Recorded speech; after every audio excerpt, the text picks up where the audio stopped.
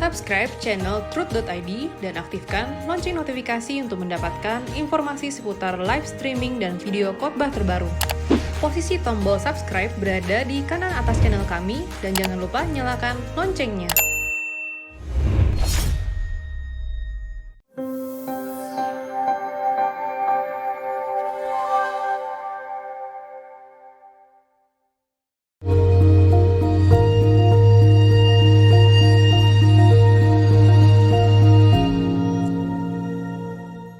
Shalom saudara, kita masuk Abam 162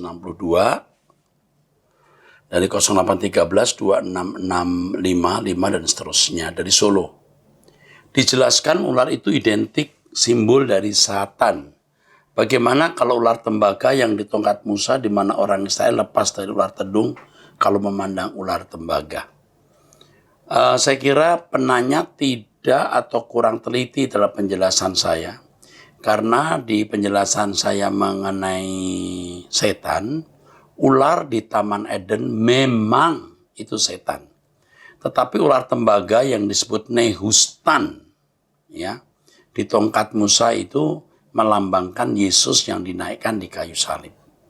Sempat saya katakan dalam penjelasan saya, tidak selalu ular melambangkan setan. Sekaligus pada waktu itu juga saya jelaskan, kita tidak boleh menuduh Ikatan Dokter Indonesia yang memiliki lambang ular di dalam lambangnya, simbol Ikatan Dokter Indonesia itu sebagai setan.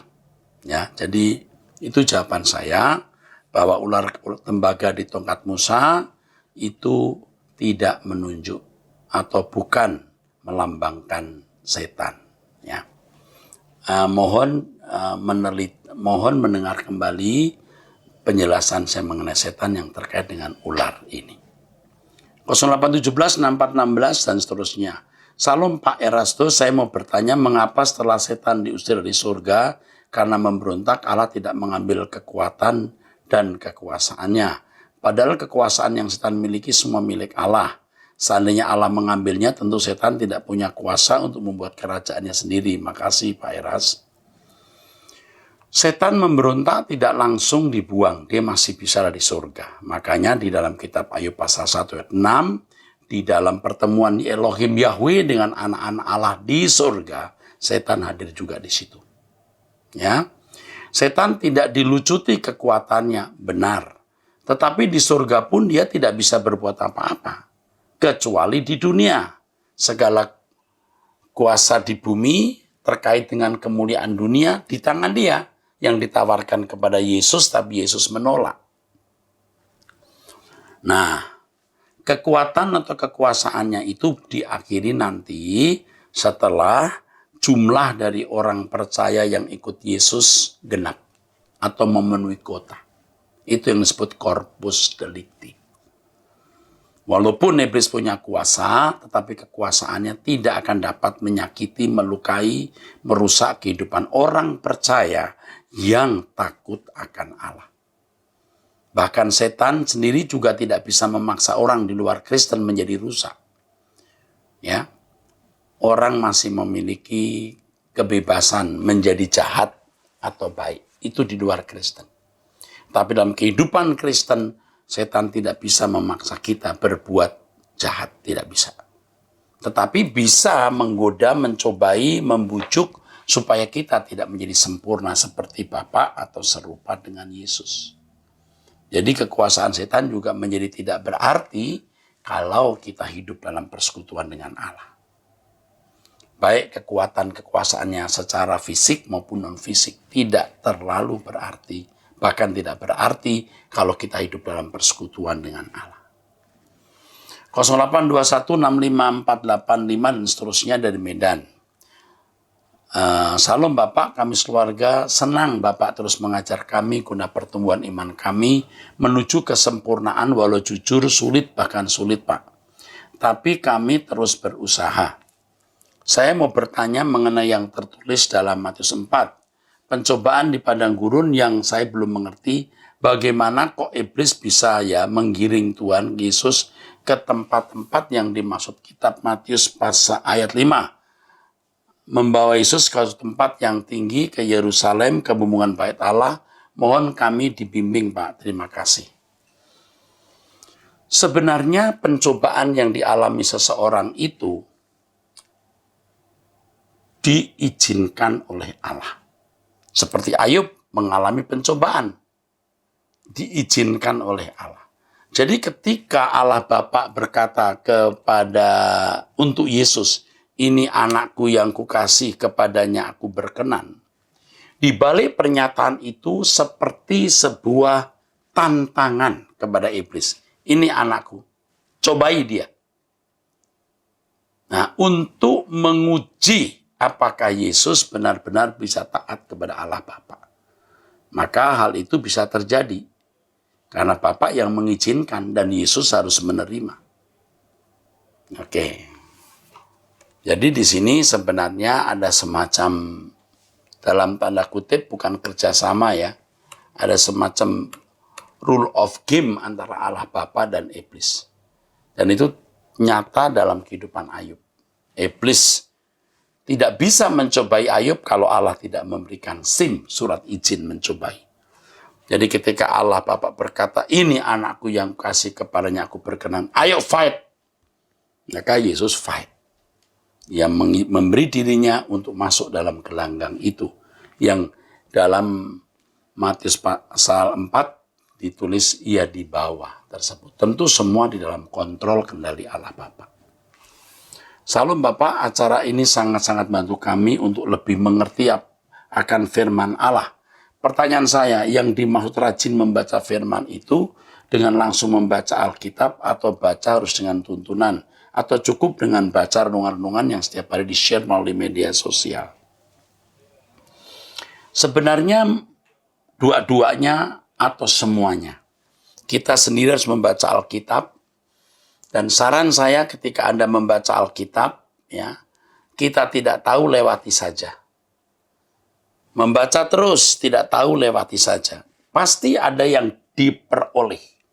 Roh Kudus pasti akan memberkati setiap pembacaan ayat Alkitab.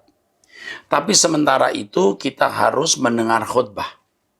Dan khotbah itu, kalau menurut saya Anda ikuti Truth ID, yang akan membuka wawasan saudara terhadap ayat-ayat yang Anda tidak tahu. Saya sering menjelaskannya dari bahasa asli, latar belakangnya, konteks budaya, dan lain sebagainya. Lebih lengkap lagi kalau saudara bisa memiliki tuntunan. Artinya bisa melihat latar belakang Alkitab dari buku-buku yang tersedia. Sehingga saudara akan bisa mengerti makna orisinil ayat-ayat Alkitab yang saudara baca. Jangan memandang ayat Alkitab secara kontemporer. Sebab kalau kita masuk ke dalam dunia Alkitab, kita masuk zaman yang berbeda dengan kita, budaya yang berbeda dengan kita, dan latar belakang yang seringkali gelap gulita, bahkan seperti belantara. Nah, buku tuntunan itu akan menolong kita untuk menangkap makna orisinil ayat Alkitab. Seperti misalnya, Yesus mencuci kaki murid-murid. Oh, ternyata zaman itu ada tradisi budak-budak mencuci kaki tamu-tamu. Berhubung tidak ada pelayan atau budak, Yesus yang melakukannya. Nah, dari hal ini Anda akan memiliki asumsi yang namanya kebenaran inti dari kisah itu. Bahwa kita harus melayani sesama. Tetapi tidak harus bawa ember dan cuci kaki secara harafiah. Nah, kalau orang tidak mengerti latar belakang, lalu dia memaknai peristiwa itu dengan cara yang tidak tepat. Kita mencuci kaki orang secara fisikly tidak akan membangun manusia batiniah yang baik. Justru kadang-kadang membuat jadi munafik, formalitas legalistik. Ya, nah ini dia. Makanya kembali baca Alkitab, terus tidak tahu lewati saja, pasti ada berkat yang Anda terima. Puji Tuhan ada buku tuntunan yang bisa menuntun kita. Dan dengarkan khotbah-khotbah saya, saudara akan bisa mendapatkan gambaran. Relasi satu ayat dengan ayat yang lain sampai terbangun sebuah bangunan pengertian firman yang akhirnya saudara akan bisa mengerti ayat yang sebelumnya Anda tidak mengerti. Oke. Salam Pak, saya mau bertanya. Pria usia 51 tahun, 0857 8082 4 dan seterusnya. Saya ulangi, 0857 8082 4 dan seterusnya. Salam Pak, saya mau bertanya. Saya dan keluarga mengikuti pengajaran Pak Era sejak tahun 2014 sampai dengan sekarang. Pada tahun 2015 saya diganggu setan.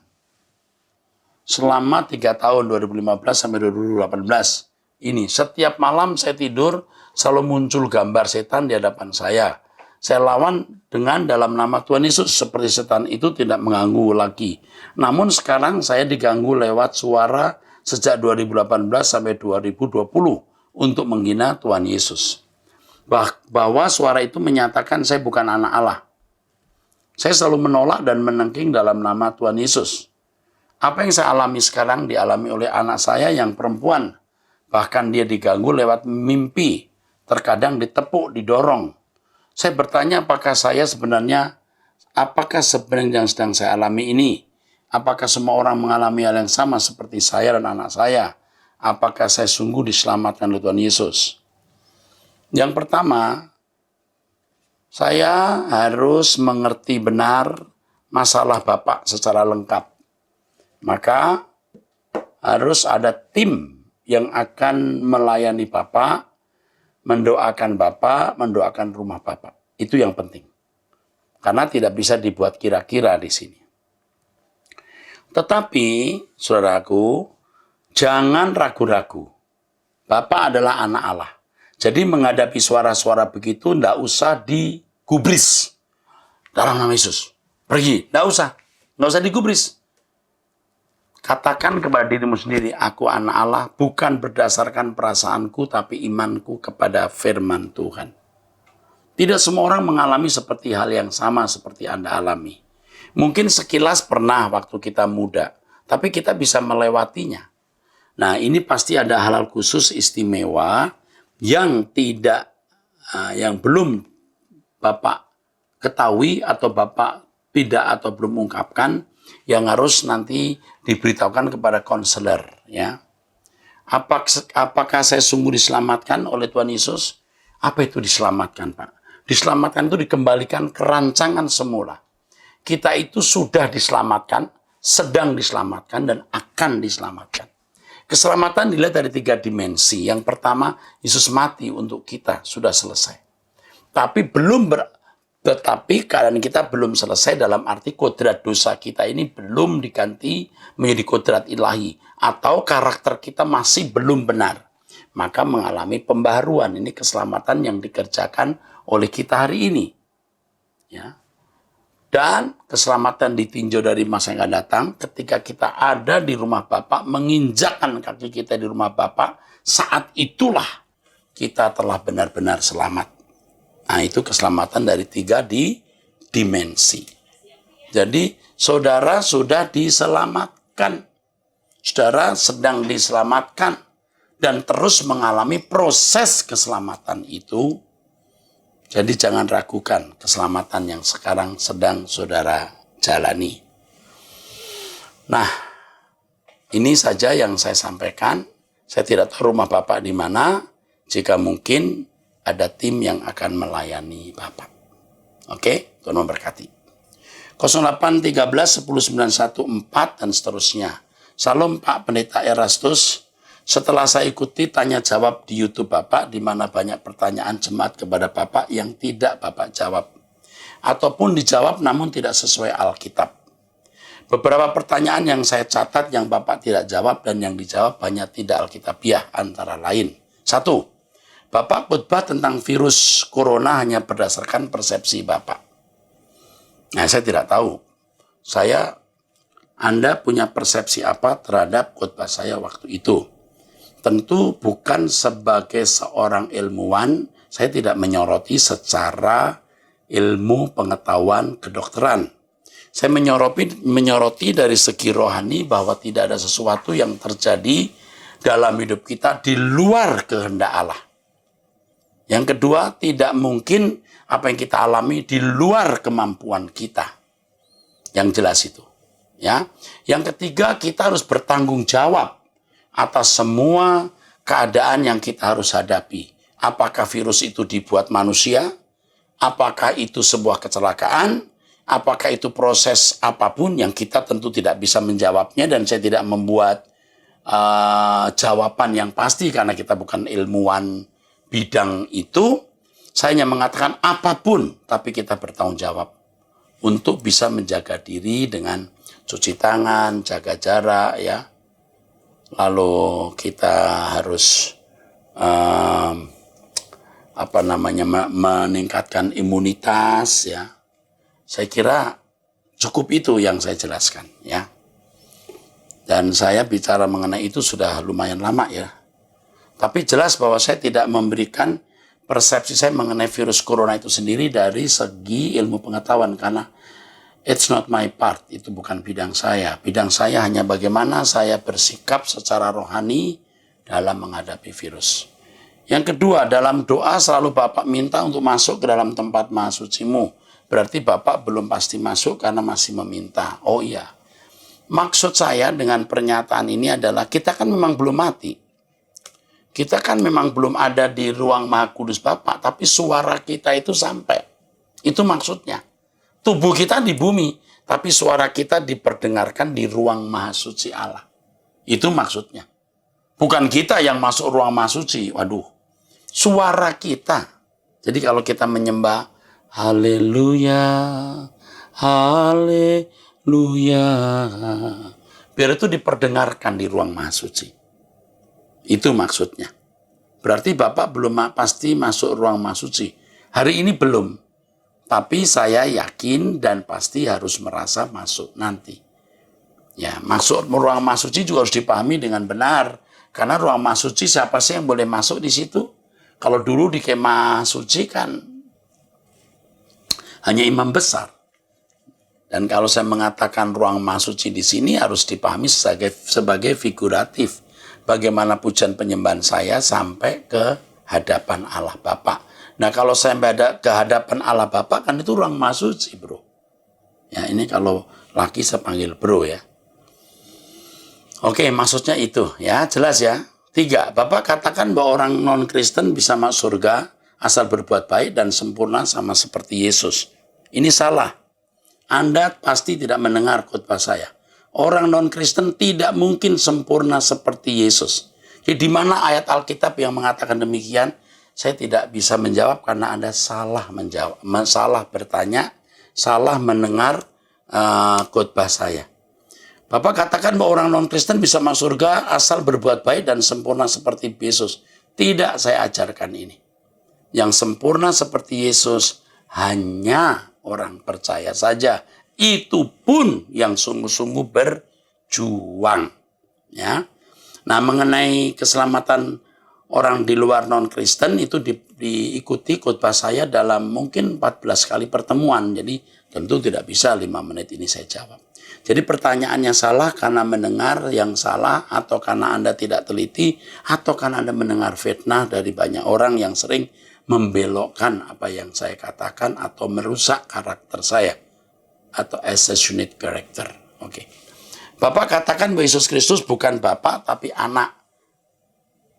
Di mana ayat Alkitab mengatakan bahwa Yesus bukan Allah Bapa tapi anak. Lah, kalau Anda mengatakan Yesus adalah Bapa, Bapa adalah Yesus, itu namanya Anda ini Unitarianisme, Sabellianis. Itu pengaruh dari tokoh Sabellian yang memang dalam sejarah gereja dipandang sesat. Anda tidak boleh menyamakan Yesus dan Bapa. Tidak boleh. Allah Bapa ya Allah Bapa. Yesus Allah anak. Semuanya Allah. Ya. Tapi Bapa bukan anak, anak bukan Bapa. Bapak katakan bahwa Yesus Kristus bukan Bapa. Memang. Tapi anak. Ya. Di mana ayat yang mengatakan Yesus bukan Allah Bapa tapi anak? Lah. Ini kalau penjelasan Allah Tritunggal, buku yang saya tulis tebalnya 1.500 lebih. Itu tidak pakai catatan-catatan yang membuat buku tebal. Itu semua hanya penjelasan. Jadi tentu tidak bisa dijelaskan secara lengkap di sini. Hanya kalau saudara mengakui Yesus Kristus adalah Bapa, sama, satu pribadi, Anda Sabellianisme. Dan itu sesat. Menurut saya ya, itu tidak benar. Yesus adalah Allah anak. Maksud saya anak. Allah Bapa itu Bapa. Beda. Oke? Yesus adalah anak. Tuhan Yesus. Bapa adalah Bapa. Apakah semuanya Allah? Nah, itu sebenarnya tidak bisa dijawab dengan mudah. Karena pengertian Allah itu apa? Harus dijelaskan dulu. Allah Bapa, Allah Anak. Kata Allahnya ini sama tidak? Nah, itu persoalan yang harus dijawab panjang lebar. Amin. 5. Bapak katakan bahwa Tuhan Yesus datang kedua kali di awan-awan. Di mana ayat Alkitab yang mengatakan itu? Loh. Ya itu ada di dalam Tesalonika. Ya, di dalam kitab Tesalonika kita menemukan Yesus akan datang di awan-awan menjemput kita. Ya, ini kalau orang-orang karismatik itu sangat apal sekali dengan ayat seperti ini. Saya tidak tahu yang bertanya ini orang Kristen atau bukan ya. Kalau orang Kristen biasanya sudah sangat tahu bahwa Yesus datang di awan-awan. Di Kisah Rasul pasal 1 juga ada. Ya. Jadi mesti banyak baca Alkitab supaya kita bisa mengerti dan bertanya dengan tepat ya. Lihatlah ia yang datang dengan awan-awan di atas awan ya. Setiap kata kan melihat dia. Lalu Kisah Rasul juga mengatakan bahwa Yesus naik ke surga dan awan menutupi ya. Tapi itu sebenarnya tidak prinsip ya. Bukan hal yang prinsip. Ya. Bukan suatu yang prinsip. Ini bukan hal yang namanya, it is not major issue. Di mana ayat yang mengatakan itu, ini enggak major ya. Di awan-awan. Bapak katakan Tuhan datang kedua kali di awan-awan. Ya artinya di atas. Bukan dari muncul jebret gitu, tapi di atas. Kalau Kisah Rasul mengatakan dia ditutup ya, oleh awan dia naik ke atas. Dalam Kisah Rasul pasal 1 Tesalonika ya, ia akan datang dan menjemput kita. 6. Bapak katakan bahwa jika tidak berikan perpuluhan, berdoa minta ampun. Dan jika sudah berdoa minta ampun, Tuhan sudah lupa. Bapak katakan bahwa jika tidak berikan perpuluhan, berdoa minta ampun. Justru saya tidak setuju kalau orang harus terikat dengan perpuluhan. Ini salah. Anda salah memahami saya. Saya tidak pernah mengatakan ini. Jika kita sudah berdoa minta ampun, ya Tuhan melupakan betul. Sejauh timur, dari barat, alam. Itu kan jelas firman Tuhan. Allah forgive and forget our sins. Allah mengampuni dan melupakan dosa kita. Tapi kalau dikaitkan dengan perpuluhan, saya justru bukan saya. Anda salah memberikan pertanyaan. Anda mesti berikan pertanyaan ini kepada orang-orang yang mengajarkan perpuluhan. Ya, dan yang mengajarkan bahwa kalau tidak memberi perpuluhan itu kutuk dan lain-lain. Justru saya tidak mengajarkan hal ini. Ya. Anda mungkin salah bertanya. Tapi pertanyaan ini bagus ya, saudara tujukan kepada orang lain. Ya, oke. Ini ada beberapa pertanyaan yang salah, ya, salah persepsi. Saya bukan begitu. Ya, misalnya begini. Pak Eras katakan bahwa zebra itu kuda Nil. Maksudnya apa itu? Loh, saya nggak pernah berkata zebra itu kuda Nil. Jadi nggak bisa menjawab. Ya. Nah, saya kadang-kadang itu bukan 1-2 kali mendengar ini. Pak Eras benar nggak? Nah, Pak Eras, mengapa Pak Eras menikah dengan Roh Kudus? Loh, saya nggak pernah bilang menikah dengan Roh Kudus. Tetapi di luar sana orang bilang saya menikah dengan Roh Kudus. Itu kan salah pertanyaan, ya. Seorang bapak bertanya bagaimana caranya membuat ayahnya bertobat karena setiap bulan dikasih uang selalu habis di judi. Jawab bapak, pendeta berikan uang sesuai kebutuhan saja. Wah, benar-benar tidak alkitabiah. Maksudnya apa ini? Jangan ya, berikan uang sesuai dengan kebutuhan saja. Kalau uang itu dibuat judi ya berikan saja sesuai kebutuhan. Apa sih yang dibutuhkan? ABCD, beras sekian kilo ini ya, ini aja. You nggak berikan, you nggak makan. Atau kita berikan dia beras, jangan kasih uang. Jawab bapak, berikan uang sesuai kebutuhan saja. Loh, lah iya kalau dia main judi. Kalau dia nggak judi kita beri sebanyak-banyaknya. Dia bisa simpan, bahkan bantu nyimpen uang kita. Ya, tidak alkitabiah. Saya kira itu yang alkitabiah ya. Ada pertanyaan dari NTT, bagaimana Pak Pendeta cara memuridkan orang lain? Lebih-lebih soal adat istiadat di sini, Bapak katakan tidak bisa jawab. Maksudnya tidak bisa jawab itu adat istiadat yang bagaimana?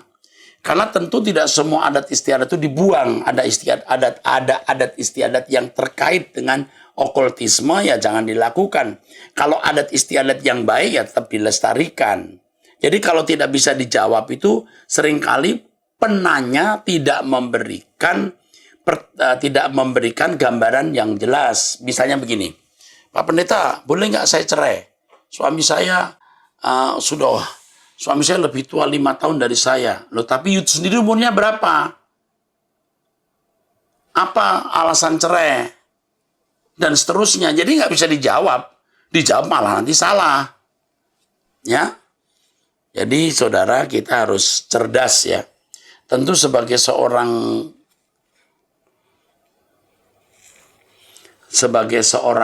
akademisi yang sudah lebih 1/4 abad mengajar di sekolah teologi dari S1, S2, S3, kita sudah terlatih untuk menjawab pertanyaan dan juga terlatih menolak menjawab jika pertanyaan itu salah atau tidak lengkap.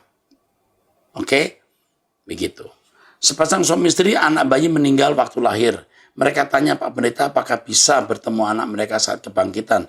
Bapak katakan tidak bisa jawab karena hamba Tuhan yang tahu. Karena hanya Tuhan yang tahu. Iya, anak yang baru lahir belum punya kesadaran.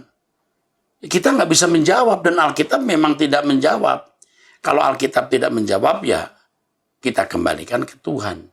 Dia belum punya kesadaran. Nah, saya perlu menjelaskan adanya ketika pertemuan antara sperma dan ovum menjadi zigot. Zigot itu fisik, ya. Tetapi ada unsur kehidupan yang membuat zigot itu berkembang jadi janin. Ketika janin keluar, itu roh itu ada, roh itu ada. Tapi kesadarannya belum lengkap, jiwanya belum utuh. Jiwa itu ada pikiran, perasaan. Bagaimana punya kesadaran? Nah, ini kan tidak bisa dijawab. Nah, kita jangan sok tahu. Kalau tidak tahu harus dijawab tidak tahu. Kalaupun seandainya tahu pun tidak menambah iman. Tidak tahu tidak mengurangi iman, tahu pun tidak menambah iman. Ya, oke. Ada yang bertanya soal kerajaan 1000 tahun hubungan dengan surga. Bapak katakan bahwa belum bisa dijawab.